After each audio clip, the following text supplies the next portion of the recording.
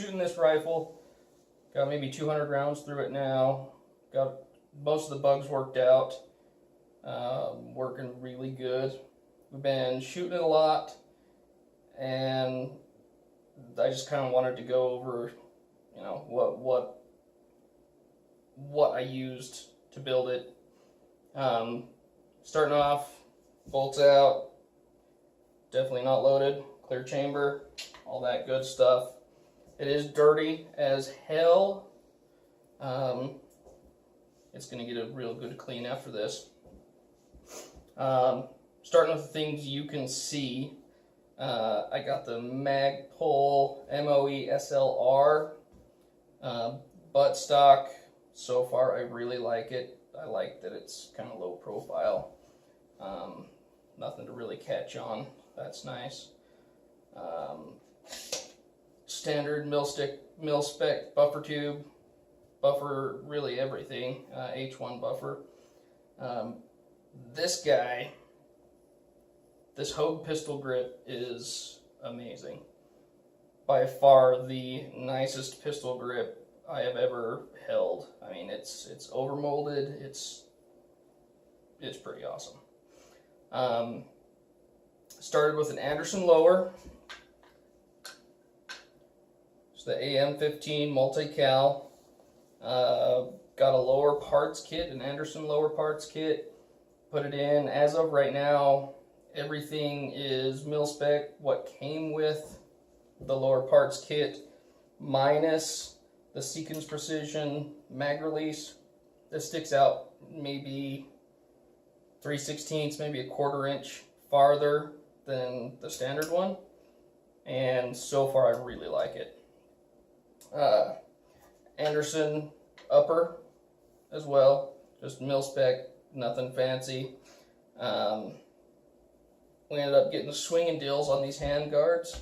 I can't tell you who made it, but they're super light. So far, I mean, haven't had any issues with them. They are key mod. I've got the BCM covers on right now. Standard AR15 bolt. This one does have the Punisher symbol. When we were in Iraq, my company, along with many others, used the Punisher symbol as, you know, kind of our what'd you call it?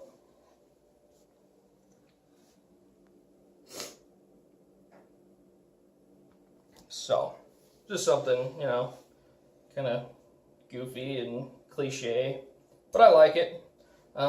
Standard, nothing fancy on the charging handle.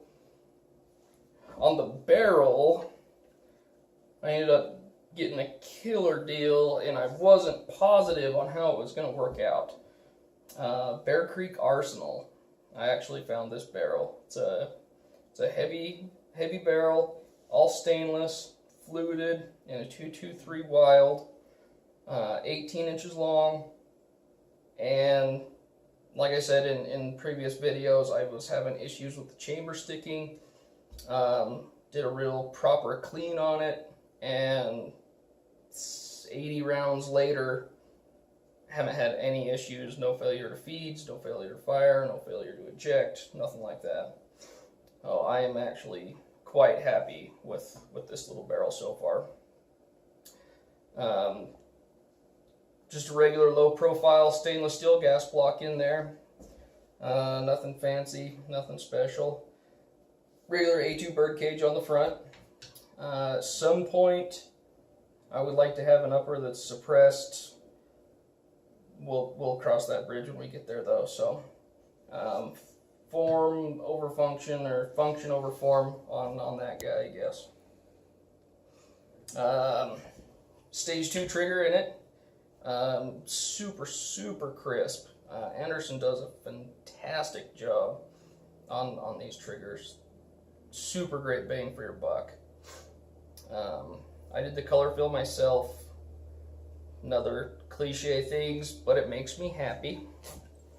On the inside, this little bed block, just this stupid little thing makes an incredible difference.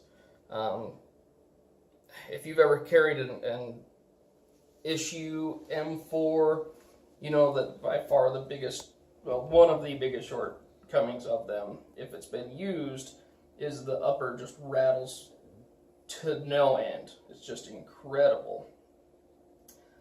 That kicks that right in the butt. That's pretty awesome. All right, so back to this little bed block thingy. If you don't understand kind of what that's doing, I got Jerry's stock AR15 right here, and do a little comparison. Hopefully it'll pick it up. The camera will pick it up. So, holding everything else still, just the movement between here and here.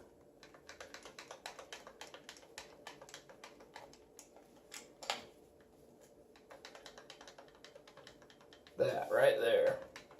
And this one is actually quite a bit tighter than pretty much any M4 I've ever used or been issued. Now this guy, got to kind of push it down to get it. Same thing, hold it all still.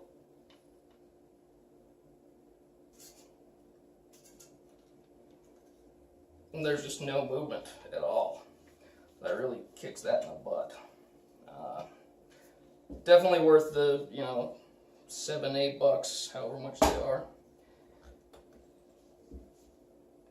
Let me crack this back open. Maybe. All right. So, any questions? Pretty well spec. Definitely going to be more things to come. Hopefully we can get some good footage. Like, subscribe, all that good stuff. Now I'm going to go clean this little sucker because she's disgusting.